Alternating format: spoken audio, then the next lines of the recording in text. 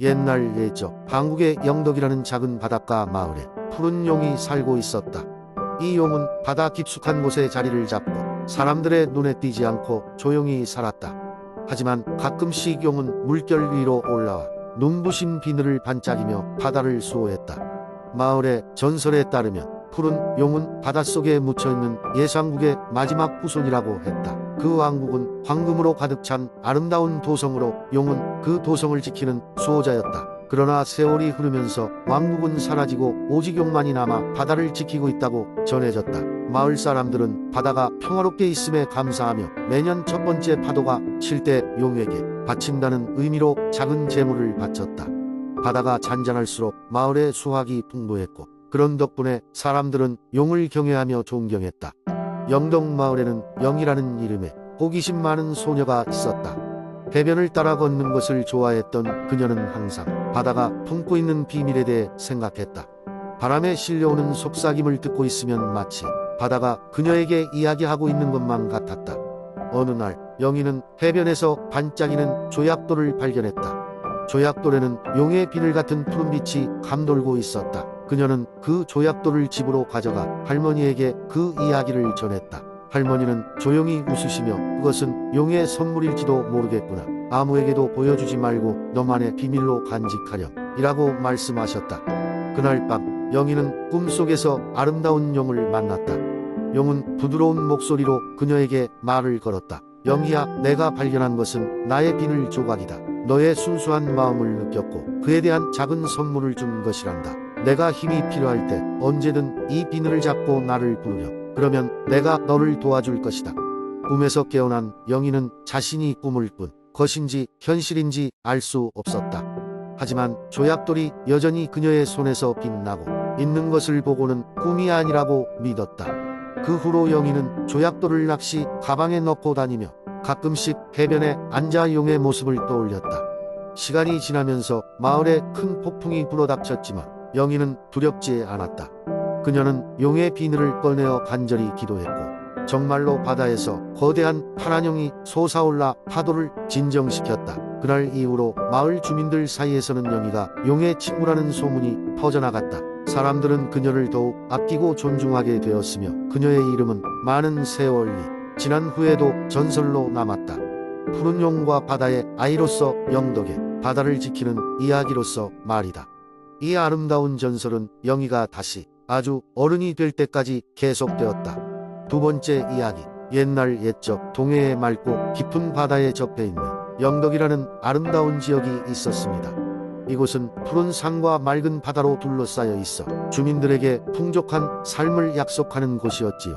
바닷가 근처의 마을 사람들은 주로 어업에 종사하며 바다의 혜택을 듬뿍 받고 있었습니다. 또한 영덕의 바다는 종종 신비한 이야기와 전설로 사람들의 입에 오르내리곤 했습니다. 영덕의 바다 깊은 곳에는 녹산이라는 특별한 지역이 있었는데 주민들은 그곳이 용왕이 사는 곳이라 믿었습니다. 용왕은 바다 생물들이 안전하게 살 수 있도록 그들의 왕국을 지키는 신령스러운 존재였습니다. 영덕 사람들은 용왕이 자주 모습을 나타낸다는 녹산 주변을 경외하며 중요하게 여겼고 해마다 용왕을 위한 특별한 제사를 지내며 풍어를 기원했습니다. 어느 날 영덕의 하너부 가족이 새로운 생명을 맞이하게 되었는데 바로 첫 아들 도영이었습니다. 도영은 태어날 때 다른 아이들과 달리 손에 작은 용 모양의 출생 반점을 가지고 있었습니다. 할머니는 이를 용왕의 축복이라 하며 마을 사람들에게 자랑스럽게 이야기하곤 했지요. 세월이 흘러 도영은 점차 자라났습니다. 도영은 유난히 바다를 좋아했으며 늘 바다에 나가 해산물을 채집하며 하루를 즐겼습니다. 그의 아버지 또한 훌륭한 어부였기에 도영은 자연스럽게 어부로서의 길을 걸었습니다. 어느 날 도영은 아버지와 함께 밤바다에 나가 고기를 잡던 중 평소와는 다른 길로 배를 몰게 되었습니다. 그곳은 마을에서 멀리 떨어진 녹산 근처였습니다. 때마침 물결은 잔잔했고 하늘에는 별이 총총한 아름다운 밤이었습니다. 그런데 갑자기 바닷물이 반짝이기 시작하더니 도영의 눈앞에 신비로운 생명체가 나타났습니다. 그것은 바로 은빛 비늘의 거대한 해마였습니다. 해마는 마치 도영을 기다리고 있었다는 뜻고이 다가와 그에게 말을 걸었습니다. 도영아, 용왕께서는 너의 출생을 축하하며 너에게 특별한 임무를 맡기고 싶어 하신단다. 너는 그 임무를 받아들일 준비가 되었느냐? 도영은 조금 당황했지만 용왕의 이름 앞에 머뭇거릴 수 없었습니다. 네, 준비가 되었습니다. 도영이 대답하자 해마는 그의 앞길을 안내하기 시작했습니다. 해마를 따라 녹산의 깊은 바다로 들어가자 도영은 그동안 본 적 없는 아름다운 광경을 목격하게 되었습니다. 다양한 색상의 산호들이 물결 속에서 춤추고 크고 작은 물고기들이 신비로운 춤을 추며 도영을 반겨주었습니다. 깊은 산호숲 가운데로 가자 거대한 용궁이 모습을 드러냈습니다. 용궁은 금빛으로 빛나며 주변의 물고기들과 해초들이 마치 경계선을 지키고 있는 듯했습니다. 용궁 앞에 다다르자 도영은 커다란 진주로 꾸며진 문이 천천히 열리는 걸 볼 수 있었습니다. 그곳에는 용왕이 기다리고 있었습니다. 용왕은 도영을 반갑게 맞아들였고 그에게 대대로 전해져 온 보물인 바다의 심장을 알려주었습니다. 바다의 심장은 용왕의 가장 귀중한 보물로 바다의 평화와 안녕을 관장하는 힘을 가진 보석이었습니다. 용왕은 도영에게 이 보물을 잠시 인류의 수호자가 되게 하려 하며 그가 진정한 마음으로 바다를 사랑하고 아낀다면 이 보물을 사람들 사이에 나눌 수 있을 것이라고 말했습니다. 도영은 무척이나 감명받아 그 임무를 받아들이기로 했습니다. 다시 수면 위로 떠오르자 해마는 도영에게 각별히 조심하라고 당부하며 사라졌습니다. 도영은 마을로 돌아와 용왕의 뜻을 따라 바다를 보호하고 사람들에게 바다의 중요성을 전파했습니다. 그가 전한 바다의 심장을 통해 영덕 사람들은 더욱 바다를 소중히 여기게 되었고 그로 인해 영덕은 번성하게 되었습니다. 도영의 이야기는 오랫동안 영덕 사람들 사이에서 전해져 내려오며 아이들에게 용기와 책임에 대해 가르치게 되었습니다. 세 번째 이야기. 옛날 옛적 순창이라는 아름다운 고을에는 특별한 대나무 숲이 있었습니다. 그 대나무 숲은 마치 생명이 깃든 것처럼 보였는데 이 대나무 숲에 들어가면 길을 잃지 않는 한 신기한 경험을 한다고 전해졌습니다. 이 이야기는 바로 그 신비로운 대나무 숲과 관련된 전설을 바탕으로 합니다. 순창의 끝자락에 자리 잡은 이 대나무 숲은 보통의 대나무와는 달리 가끔씩 그늘한 빛이 나는 대나무들이 몇 그루씩 숨겨져 있었습니다. 마을 사람들은 그 대나무를 달빛 대나무라고 부르며 그 대나무들 근처에선 소원을 빌면 이루어질 것이라는 이야기가 전해져 내려왔습니다. 그러던 어느 날 마을에 소문이 자자한 소년 한 별이 있었습니다. 그는 항상 꿈꾸는 것을 좋아했지만 가난한 집안 사정으로 인해 큰 꿈을 이루기 어렵다고 느끼던 터였습니다. 어느 날 밤 한별은 달이 유난히 밝게 빛나는 날의 대나무 숲을 찾았습니다. 이 숲은 밤에도 길을 밝게 밝혀준다며 사람들 사이에서 달빛이 드리운 길이라고도 불렸습니다. 그 숲에 들어선 한별은 은밀함 속에서 반짝이는 달빛 대나무들을 찾기 시작했습니다. 한참을 걸은 끝에 그는 드디어 은은한 빛을 발하는 대나무 한 그루를 발견했습니다. 사람들은 여기에 소원을 빌면 그 소원이 귀신처럼 이루어진다고 말했죠. 한별은 대나무 앞에 서서 깊은 소망을 간절히 빌었습니다. 나는 나의 이야기를 들려줄 수 있는 멋진 이야기거리를 갖고 싶어 나와 내 가족이 행복하게 살 수 있도록 소원을 빌고 난 후 한별의 인생은 놀라운 변화를 맞이했습니다. 그의 주변에 신비로운 친구들이 나타나기 시작했는데 그 중에는 숲을 지키는 수호신이자 동물들과 대화를 나눌 수 있는 신비한 존재들이 있었습니다.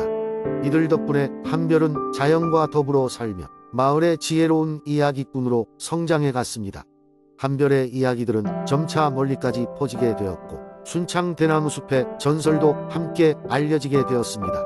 그의 이야기 속에는 언제나 사람과 자연 그리고 신비로운 만남이 녹아 있었고 그의 이야기는 수많은 사람들에게 꿈과 희망을 주었습니다.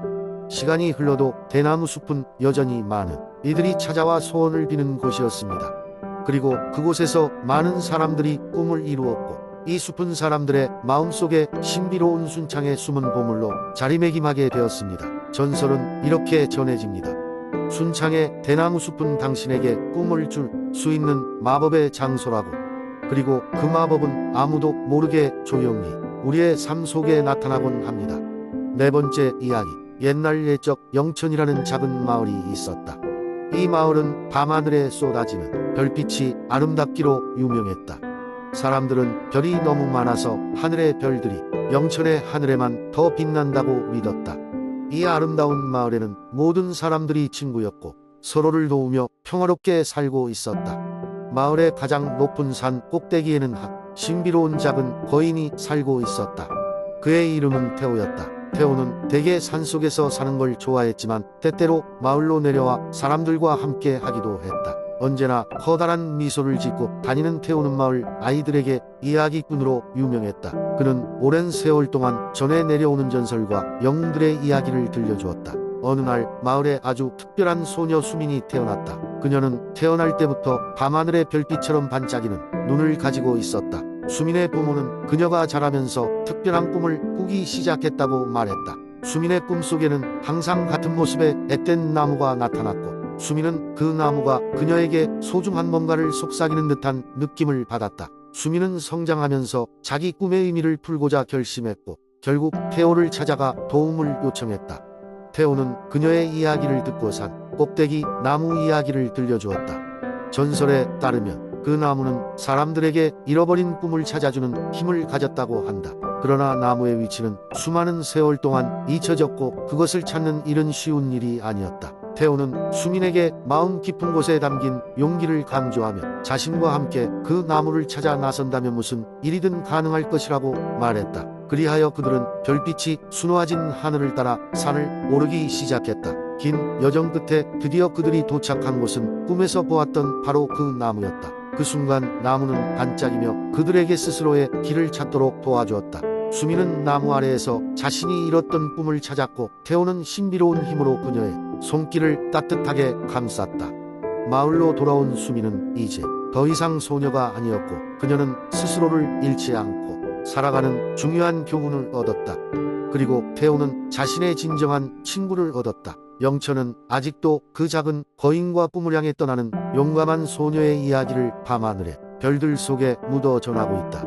그리고 오늘날까지도 마을의 아이들은 태오의 이야기를 들으며 별이 빛나는 밤하늘 아래에서 자신만의 꿈을 찾고 있다.